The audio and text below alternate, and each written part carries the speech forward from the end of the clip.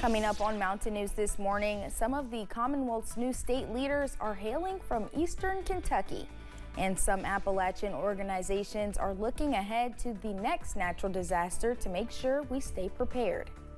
Dedicated to eastern and southern Kentucky, this is WYMT Mountain News this morning. Good morning, I'm Madison Carmouche. We are coming up on 6 a.m. on January 2nd, 2024. Let's check in with meteorologist Shane Smith for a look at your forecast this morning. 2024 is already in my good graces as I didn't have to wear my parka this morning.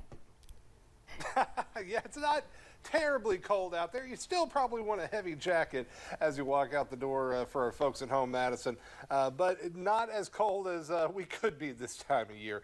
Let's take a look at what's going on out there right now. Satellite radar picture, excuse me, showing just a few snowflakes across the region this morning, especially in the higher of elevations, although they are dissipating as we've been tracking all morning.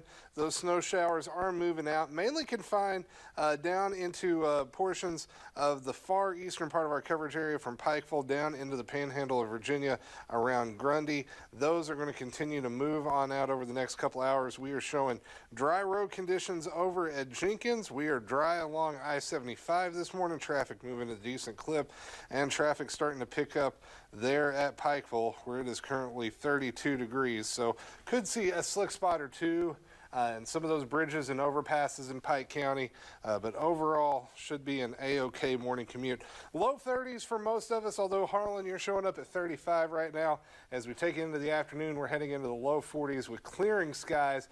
However, the forecast turns a little bit more wintry as we head towards the weekend. We'll map out a couple of chances of snow heading our way here in a few minutes, Madison.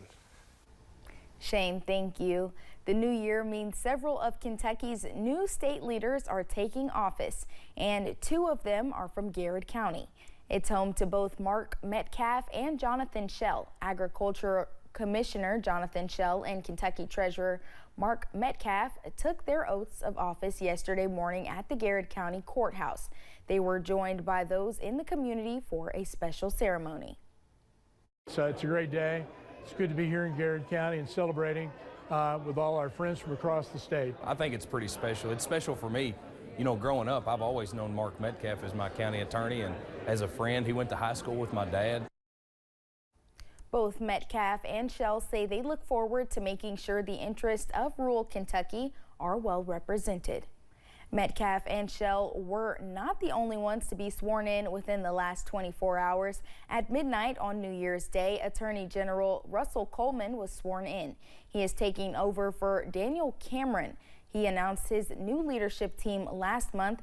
Today, current State Treasurer Allison Ball will become State Auditor, and Michael Adams will start his second term as Secretary of State.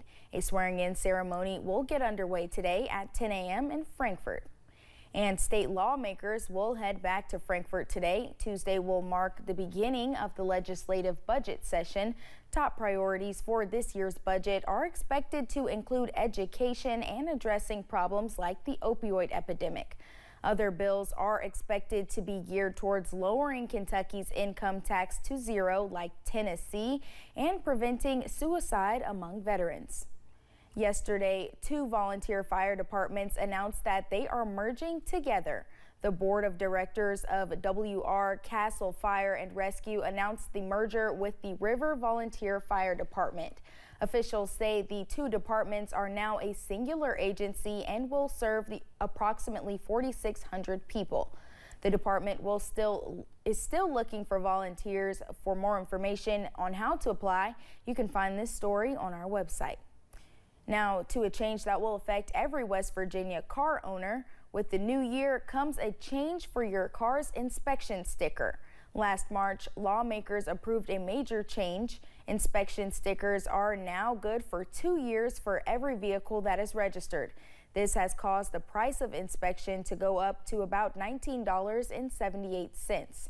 One Charleston mechanic says car maintenance will be even more critical since vehicles will not have to be inspected as often. You know, the bottom line is you want to take care of your safety and your family's safety regardless of how the inspection program works. West Virginia State Police are also concerned about the increase in wear and tear on vehicles. Sergeant Eric McClung says the likelihood of folks rejecting inspection stickers could increase in the future. Long-term recovery has been the mission for several organizations working to help Eastern Kentucky rebuild after the July 2022 flood. Multiple higher ground housing projects have been announced since the flood. The Foundation for Appalachian Kentucky has been a part of that, including plans for Chestnut Ridge in Knott County. Foundation for Appalachian Kentucky's Jerry Roll says they want to be more prepared for when another disaster hits. We want to rebuild our communities in ways that make them more resilient when the next flood happens or the next disaster happens, because it will happen. So our work is more about that long-term future than it is that short-term recovery.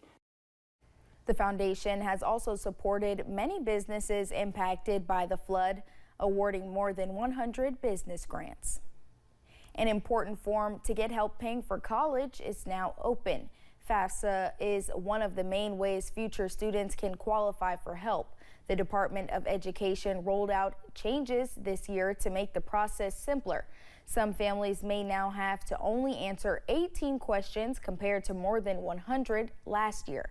Eligibility for Pell Grants, which students don't have to pay back, has also changed. You can learn more at studentaid.gov. State parks around the nation saw hosts of hikers yesterday for the first hike of the new year. WYMT's Buddy Forbes joined some Pathfinders in Prestonsburg to see why they hit the trails this year. Stepping into a new year can be refreshing. It's a great way to spend your day. It's healthy, of course, everybody knows that. And it just, not just physically, but mentally and emotionally. A pack of people and paws at Jenny Wiley State Resort Park spent the first day of 2024 with the first hike on the Prestonsburg Paths. And of course, I have somebody who makes sure I get up and take her out, so that always helps too. That's Mandy. For some, it was about the beginning of a new chapter, like Tom Kiffmeyer, who started his first day of retirement by wandering through the woods. And this is what I want to do more of as I move into a new part of life, is be out even more. Or the McCourts, who started their first day of resolutions by hitting the hike together. Lots of people showed up. Some people went the shorter route, but we toughed it out and made it to the end. With boots on the ground at 9 a.m., those trekking through the trails say it was about taking advantage of the old mountains in the new year. Great being out. The terrain, the topography, the lakes. Even at the low water, the lake's beautiful. Saying whether it is about tackling a new adventure or just taking in the Appalachian atmosphere. What a way to start off the new year. Got new resolutions of getting outside more and exercising. The mountains gave them the perfect backdrop to look forward to a year of possibilities. Take it slow, you don't have to hike 3 miles the first day, but there's a lot of areas and a lot of opportunities. In Floyd County, Buddy Forbes, WYMT Mountain News. Hikers say the weather should not be a deterrent for those who want to take in the beauty of the area's state parks, but you should dress warm and be aware of the weather before hitting the mountains.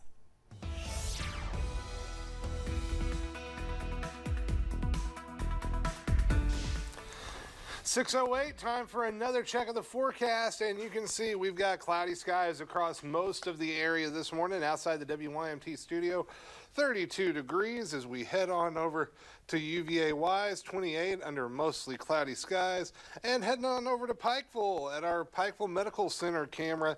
You're going to see we have temperatures right at the freezing mark under cloudy skies. Few flakes flying in far eastern Kentucky. There's also a few reports of some patchy freezing drizzle out there. So just know, especially in the Big Sandy Valley, you may have to deal with a little bit of wintry precipitation this morning, but that is quickly dissipating, and I'm not expecting too many travel issues from that. Temperatures generally at or above freezing for most of us right now, and as we head over the next 12 hours, we're only topping out into the low 40s. So a cool day on tap, but if you're a fan of winter weather, you're going to want to stay tuned. We've got at least a couple chances heading our way. We'll talk about that coming up in a few minutes, Madison. Thank you, Shane, and thank you for joining Mountain News this morning. More news is on the way. Coming up, the Israel and Hamas war is entering a new phase as Israeli troops plan to pull thousands of troops from Gaza.